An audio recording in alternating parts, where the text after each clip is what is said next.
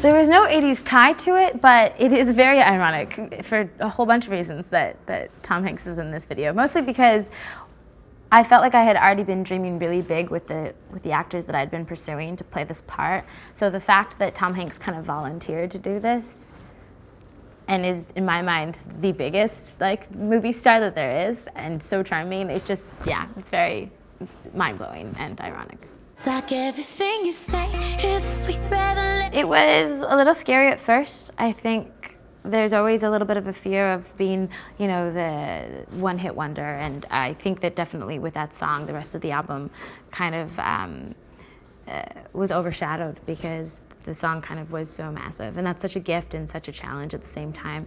And I was really determined to be smart with the next move and not just rush into anything, and make sure that when I was coming back with some new music, it had some refreshing different sounds to it, and that it was of quality. So I took my time. I took 2.5 years, moved to New York, did a Broadway show, and then began writing naturally as it happened. And yeah, and here we have Emotion now. There's so many writers that aren't necessarily names, but I feel like will be soon because they're just incredibly talented. But name-wise, Sia was one of the artists that I worked with. Dov Himes from Blood Orange, and Ariel Rashad, who did a lot of actually Brandon Flowers' last album, and Madonna and stuff. So I've been very blessed to have worked with some big names as well as Max Martin and Lucas, and yeah. I was in Japan when I first saw that video.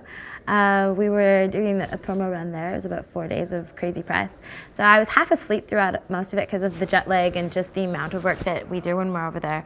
So it didn't really sink in right away. I kind of, same as the first time, I had to watch it a few times to be like, okay, that's crazy and awesome, and what a nice surprise. Who gave you eyes like that?